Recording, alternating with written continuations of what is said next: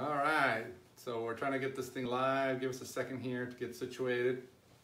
All right. Hello everyone, I'm Fernando Sandoval with Remax. And I'm Julie Sandoval with Remax.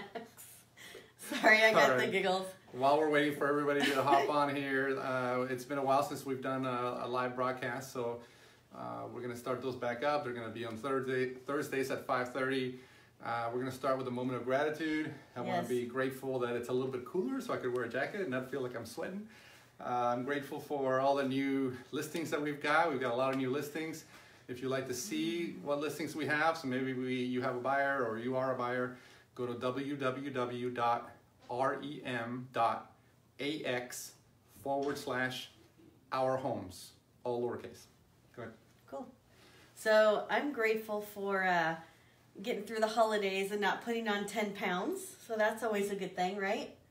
Definitely. So, maybe 3, but it wasn't 10. 9.75 for me. No. I don't know. Anyway. Whatever. So we made it through. We're happy to be back. Hopefully you guys are all tuning in. What are we talking about today, Fernando? Well, today we're going to talk about, we're going to go over the safety features of a home, or when you're looking to buy a home, what safety features should you be looking for or your realtor should be telling you about. The reason we decided to do this topic is because we recently helped our friend Mike purchase a home, and there was literally not one smoke detector to be found anywhere on that property. The inspector said nothing about it, the seller said nothing about it, and then they've lived there forever. The city had never said anything about it, and so we thought, you know, isn't this something we should talk about? Because you may already know I have a construction background, and I'm very safety conscious, so I like to look for those kinds of things, and I think your realtor should be educating you, or at least pointing some things out so that you're aware of them and you're not at any additional risk, more risk than you have to be. So that's why we're doing that topic. Yeah, cool. All right. Well, let's get started. We don't have a cameraman today, so if you have any questions, put them in. We'll try to sneak the iPad in, I guess, later. Yeah, we'll address it later. Well, this will go on our blog. So if you go to www.stpetecommunity.com and hit the blog button, by the end of the day tomorrow, I should have it up and running, and then you'll be able to answer the questions. But again, when we're talking about smoke detectors, this house literally had no smoke detectors. There was no authority having jurisdiction that required the smoke detectors. Nothing in the contract, nothing in the inspection required the smoke detectors. It could just go completely forgotten. So it's important to think about that. And if you're going to put a smoke detector in a house, I think we went an extra step and we got carbon monoxide detectors as well, because smoke is one thing, carbon monoxide is another. Yes, but we have 2 in 1. We didn't get 2 separate. It's all, well, I was just going to say, that's a good point. So it's all one unit, and it has a battery in it, but it's also wired into 120 volts. So the battery is just the backup. And then it'll do smoke and carbon monoxide. And then if it starts beeping, you just replace the battery. Super simple. Okay. So do you want to talk about the next item that you should look for in a house? Well, I think you should, because we're talking about electric. Okay, well, we're still on electric. So another thing you should look for is GFCI outlets. Those will come up on an inspection, but there's still some, you know, I would say gray areas as to where the GFCI should be or not be. Let me give you an example. So if you are in a garage and the washer and dryer are in the garage as well, it's pretty typical for someone to plug in their washing machine or dryer machine in the garage on a non-GFCI receptacle. GFCI is ground fault interrupt. So what that means is that it has an additional circuitry that if you're going to get shocked, it stops it and it turns it off. Yes. So if that receptacle was placed there with the intent of servicing the washer and the dryer, the clothes dryer, and you unplug that or you split that up and you start plugging in drills and things and whatever, floor gets wet, drill falls on the ground, maybe you're holding on to a piece of metal, you're no longer protected. The hazard of electrocution is there. So be aware of those situations. By the same token, if you're going to have a refrigerator in your garage, you don't want a GFCI receptacle for that refrigerator. You want a dedicated receptacle, a single receptacle, and that refrigerator should plug right in. Otherwise, your meat's going to spoil, right? Yeah, you don't want it to trip, turn off your refrigerator, and bye-bye food and drink. Absolutely. All right. Okay, cool. So one's a great safety feature, and I know the home inspectors that we use check for this during the home inspection, and I wouldn't be shy when you're out looking at houses. Fully operational windows. Absolutely.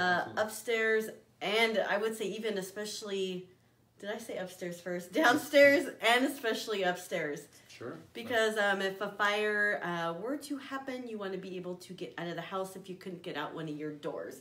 So make sure that they go up and down.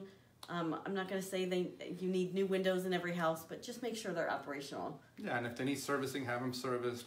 The idea or the mentality is if you're in a bedroom, you must have 2 ways of egress if there is a fire. So you should be able to go out the door, or if the door is being blocked by either something that fell or by flames or what have you, you should be able to then exit through the window. So just keep that in mind. And while we're at it, and this is an item on there, if you're in a second story like we are, steal my thunder. if you're in a second, okay, go ahead. You know what we're going. Go ahead. I know where you're going. Oh, jeez, okay. He just takes over. It's all right. If you're in a second story place like we are, whether it's a second story bedroom on a single family home, or in our case, a second story condo, you should have one of these Easy Escape emergency ladder. You can get one for each bedroom. It's super easy to set up. Practice setting it up, obviously, before you have to use it. Leave it by the window, and it's really simple. You just open the window, clamp, let go, and then you can just climb down to the first floor. So, and I guess the point with that is, okay, so it doesn't have to be in the house. When you purchase it, it's a good idea to have. We actually keep it in our son's room. We don't have one yet in our room. But important part is to teach the children how to use it as well. Don't just put it in there. We joke, we'll probably get in trouble if we try to do it in our condo, but do a drill. Yeah, do a drill. Or do a fire drill, maybe monthly or every other month or something, kind of make it a fun family thing. Yeah, you set off the smoke detectors, and that way the sound doesn't startle you. Yeah. Drop, roll, the whole bit. I mean, you can look online for, I'm not going to go through that. But yes. The other item that you should seriously consider is fire extinguishers, and have them serviced and looked at regularly. Usually every year, every 2 years, depending on the manufacturer's recommendations. Be sure to look into that. Most fires start in the kitchen or by the grill. So have one in each place. Have one upstairs if you have one upstairs. Yeah. It's a very good idea. Have it someplace accessible where you see it, you can't miss it. Don't stick it in a closet, and then you want it easily accessible. And you want a bigger one. Those little baby ones, they're not going to do much. Get yourself a nice, about this size one. Make sure you can put that fire out. All right, what else? Cool. So I think we have like 10 of these in our house. We've consolidated. A first aid kit. Like I said, it doesn't have to come with the house when you buy it, but you should probably have one in your home now. We keep it stocked with bandages, stuff to clean, iodine, things like that. CPR masks. Gloves. I think we even have like just emergency medicines in there, maybe that we would need an emergency if we had to leave the house quickly. We have that all in our first aid kit so we can grab and go. Right. Another great thing to have is either in one of the homes that I own, I installed emergency battery backup lighting. So whenever the power cut out, the lights would just automatically come on in the hallways, not in the bedroom. You don't want them in the bedroom. Or if you don't want to do that, if you're thinking, that sounds expensive or difficult, just get yourself some flashlights. Find a good spot to hang them, whether it be behind a closet door or whether it be someplace where you can stumble on and just reach and grab it. I have one by my bed, which is really easy. I just go like this and reach my flashlight. So that's always great. What else? I would say, so keeping with the theme of fire and emergency, fire rated like garage doors. Does the outside door have to be garage fire? I'm not sure what the codes are. When we're talking about building codes, and keep in mind, maybe it's important that we mention this. When houses were built back in the day, the building codes were one thing, right? And they were not sufficient to protect you. So now if you buy a home that was recently built, now that home has to meet all the latest and greatest safety codes. So you will be, the older a home you buy, the more deficient you will be in the safety codes and meeting those safety codes. But even if you buy a brand new home today, don't expect the government to protect you. Don't expect those laws to protect you 100%. Take the responsibility to protect yourself. Yes. And make sure you're educated and you know what needs to happen in your home. When it comes to fire-rated doors, the idea is if there's a fire in the garage and your vehicle is in flames, the drywall inside the garage is of a certain kind, different than the rest of the drywall in the home, that is a little bit more fire retardant. And the door itself It's not just a thin door that you get to a bedroom. Yeah. It's a thicker door that is designed to withstand 2-hour rating of flames before it comes inside the house. So yeah. Many homes we walk through, we open the door and go to the garage and we're like, oh, someone changed this door, or the house is just that old. And there's no way that door would ever last 5 minutes in a fire. It would just be engulfed in flames. So keep that in mind. Or ask us, we'll tell you. Yep. What else? Oh, am I going again? Oh, I mean, I'll go. Let me go. You talk a lot. So, she says that more than you want to. So we'll go like slip fall protection, especially maybe around, maybe there's a pond in the backyard, a pool in the backyard. I would just look for that because I've seen some pool areas where they have this slick tile and the kids are falling all over the place. Not what we want, right? We want maybe even something that's, I think they call it WeatherTech. Like a rubbery. Yeah, or it just has some grip to it so that in a wet area, your slip chances are less. And to go along with this, I don't even think we even thought about this at first, but I was talking about pools. Making sure that you have, if you have children in the home, or maybe if you don't have children, or whatever the point is, that you have a safety fence around the pool. Safety fence around the pool is very important. Keep the kiddos safe. To keep more kids drown in pools and bathtubs than anything else. It really is a huge problem and is highly unreported. So be sure to protect your children. And with that, one of the things that I like to go a little bit psychotic on, and the reason why I liked this next thing is because it came from the boating industry, and it's called a ditch bag. And a ditch bag, I like them because it has everything you might need in an emergency when you need to get out. So typically a ditch bag in a boat has a lot of survival supplies and maybe some flares and even some food. Water purification, a little bit of the smaller version of the first aid kit if you couldn't grab the main one. But put together a ditch bag. It's really simple. Yeah. Just grab a gym bag, an old gym bag that you maybe don't use anymore, or an old backpack, and throw some stuff in there, whether it be batteries, flashlights, all kinds of things, towels, anything you might need in the event that you have to evacuate your home immediately. Anything you feel would be necessary. If you had to go to the hospital real quick, for example, maybe a change of clothes, put some old shorts in there, underwear, socks, a hat, and maybe some toiletries, I don't know. Whatever you need to just grab and go. So I think that's something that I would recommend. Yeah. You want to do the next one? Yeah, well, okay. So I'm going off, but that's okay.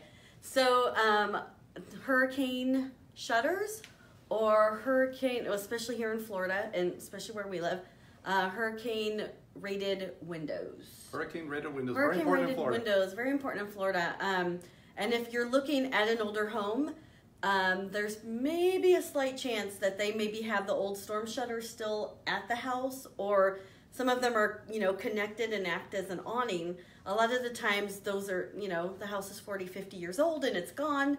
But if you do replace those windows, I think in Pinellas, everything that has to be replaced has to be storm rated, hurricane rated, for the new codes, or you have to get the hurricane shutters with it. Right. And there's plenty of options for that. We actually just replaced our windows. We haven't done our big patio door yet, but there's fabric shutters now. Roll up.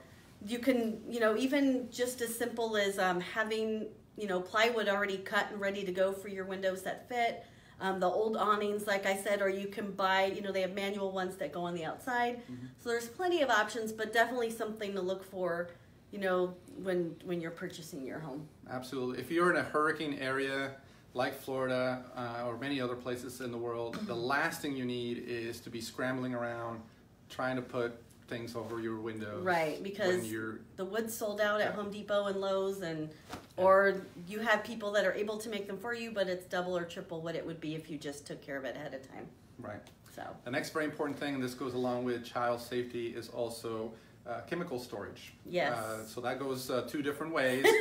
One of them is be sure if you're going to have little ones, or even if you don't have little ones, but they come visit, like you may have grandkids, or you may have friends nieces, who have small kids, nieces, nephews.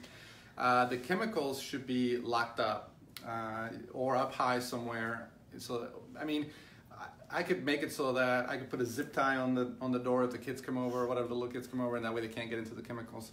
The other portion of that I was talking about is flammable chemicals. If you have flammable chemicals, for whatever reason, maybe a hobby or something, thinner, those kinds of things, sprays, get yourself a cabinet. They sell them, if not at Home Depot or Lowe's, you could probably get them online. Get yourself a nice cabinet, put it in the garage, put the chemicals in there, close it up. Close it up and you're done.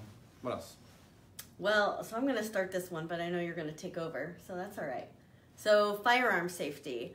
And what we mean by that, so plenty of families across the United States have guns in their homes. And I think A is teaching your children to respect firearms, and as if, you know, they were, even if you left it out, they should respect the firearm and not touch it. Obviously, maybe having a safe in the home, small, big, to store your firearms in. We have a device that actually locks, so it locks right on the trigger of the firearm, and it's coded, so only the adults know what the code is. And if you have children coming into your home that are not used to being firearms, we've actually put a lock on our door that we only know the code for, and so that keeps the kids out, because we don't want anyone to have an accident. And well, that's pretty much it. I mean, okay. Firearm safety, have plenty of Firearm ammunition. safety. No, I'm just kidding. I mean, you could do a 30-minute segment just on firearm safety, but really it comes down to education, Yes. respect, Yes. having, if you have multiple firearms, you probably have them in a safe, and you Yes. want maybe one or two that are easily accessible by a fingerprint or something that if you, in an emergency, you do need it, you It's can there. fingerprint, and now there you go, or a trigger lock that you know you can take off, whatever your strategy is, figure that out and think of all the possibilities and the contingencies and get that worked out. Yep. The other thing, some of the inspectors, we're not going to go into this, but the roof mitigation, the wind mitigation rather on the roofs, that's important as well. It's important to understand whether your roof is going to withstand hurricane, hail, winds. If it has the If it extra has the- safety features. Yeah, if it has them, great. Ask the inspector, ask us about that. If it doesn't have that, then maybe consider having a contractor do that for you. It may save you some money on your insurance, so keep that in mind. Sure. What Well, else? well, you might take this over too. So, well, I'll let you talk about your door locks. Let's talk about cameras. No, you're.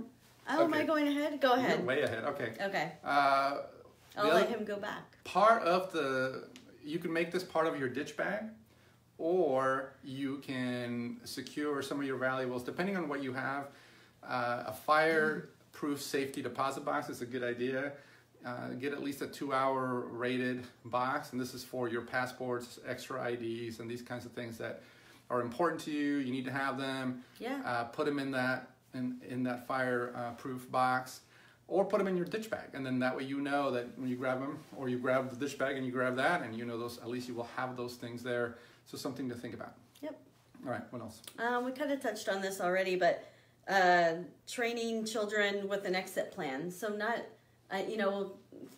for fire, for emergency, for a neighbor's emergency, because we're in a condo, so we're right next door, and just practicing. I have to say we're guilty of not saying that we say we're going to practice and we don't do it. So I'll practice from time to time, but by yourself? no, with Brian. Okay. He gets very annoyed when okay, we're having a safety So practice. You're just not obviously, here. if we have an emergency, I'm gonna die. No, you're not. You can open the window, and since we don't have a stair and it's a ladder in our room, you're gonna jump and grab the palm tree. You see, that's my contingency plan: is grab the palm tree, Woo, and then okay. no, I'm just kidding. Anyway, But yeah, no, I mean just training children, having the conversations. They do it at school. There's a reason why they have stuff at school. Even maybe even in a hurricane, like what's the family plan? With my family that lives close by, like if we got separated, are we going to meet somewhere? So I think that's all good stuff. yeah, you can download some of these resources online. Mm-hmm. When we got our cable, we have Spectrum, we have internet and cable, and they said you get phone for free. And I thought that was the most ridiculous thing in the world until Yes. I thought about it for a minute, and I thought, okay, so then I went out and bought a cheap cordless phone, and there's 2 of them, one in my son's room and one here, and the only person that has the phone number is like maybe 4 people, I think. Yeah. But here's the thing with the landline. The landline phone's a great backup if the cellular system were to drop down. We mostly use it if we happen to be downstairs around the corner, or we happen to be at the neighbor's patio, we can call here. I also have a list of phone numbers, neighbors, our phone numbers, 911, police, emergency, police, non-emergency, and that list is taped to the back of my son's door, and he has been trained on how to take that landline phone, because he doesn't have a cell phone, take that landline phone, be able to dial whatever number he needs, and describe his emergency, whatever that may be, should we become incapacitated or should we not be in the immediate vicinity. So something to think about. You want to do one, or you want me to keep going? I'll do one. So, okay. So door locks. Door locks, very good. I could talk about door locks for a long time, but go ahead. So I would say, well, so first as like a home buyer looking at a home, I would just make sure, the bottom lock, I don't even really care about, but that the deadbolt works well. It's not sticky. It's not, getting stuck anywhere. Because that's really what's gonna, if someone tries to knock on your door, that's gonna hold more than, it's the only thing that's gonna hold if someone tries to bust open your doors. Now, Fernando here. Right, before you move on to that. No, okay, Before you move on to that. So, we just actually helped somebody buy a home who said, Fernando and Julie, we went there 3 days after they bought their home. Fernando and Julie, we've locked ourselves out of our house 3 times. You get these electronic locks that automatically lock, and they have a code on them. They can be pretty darn annoying. So, yes. If you're going to buy a house and move into it, be sure you have that code memorized. In this case, he didn't have the code memorized yet. He had just bought the home. They just moved in. Or be able to disable that feature if you don't want that feature. I never use the bottom locks for any reason. I always use deadbolt only because it just makes it simpler, and I like simple. Now go ahead. You were saying about you were moving on to the next one. Well, I was moving on about how crazy you are with the extra locks when we're home at night. Well, we use electronic keypad locks. We use electronic keypad locks. So I never carry a key. Okay, no, but I'm talking about... So there's a handful of people that know the code. Okay. Right? Yes. So, okay. That's not crazy. Okay, there's people that have the code, okay? And I'm not going to change the code every month. So we have extra, I don't know what they're called. I call them additional barricades. Like almost like the chain thing, from the 1980s. No, it's like now they're metal rods. They're these metal rods that they come across and they fall into the door. Yes. And so there's no way to open the door. But you want to position those low enough so a small child can still reach up, push the rod out of the way, and open the door. And then on a different type of door on our front door, we have one that slides and then drops. So that is an additional barricade. So even if someone were to come here 1 o'clock in the morning and they had the code, they could enter the code, unlock the door, but they wouldn't be able to get in. And at that point, they would have to bang on the door, and then the gig is up. So, lovely. Anyway. All right. I would keep that in mind. Go ahead. Oh, okay. My turn still. Motion sensor lights. Actually, I just had another person we helped buy a home who, yes. Who was just all about the motion cameras. And we have one brand, but he decided to go with a different brand, the Ring brand. I'm not trying to make a Ring commercial. But I do have to say, and I do have to pay homage to Ring, because it really is a great system. It was super easy to set up. It's really friendly. It's very effective. The Ring cameras, in this particular case, he bought the cameras with the motion sensor, and they're absolutely awesome. Great picture quality. Yes.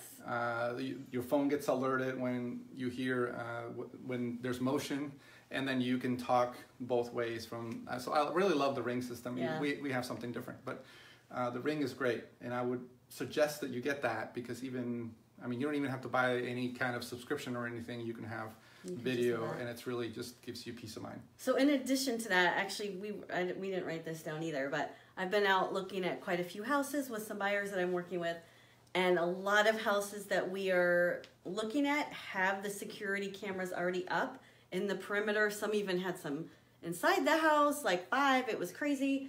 But so when you're buying it and you see those things, that's something to definitely talk about with the sellers, if that's something that they're going to take, or if they're going to leave it for you, if they have a subscription for it, or if it's just something that feeds to their home computer or their phone.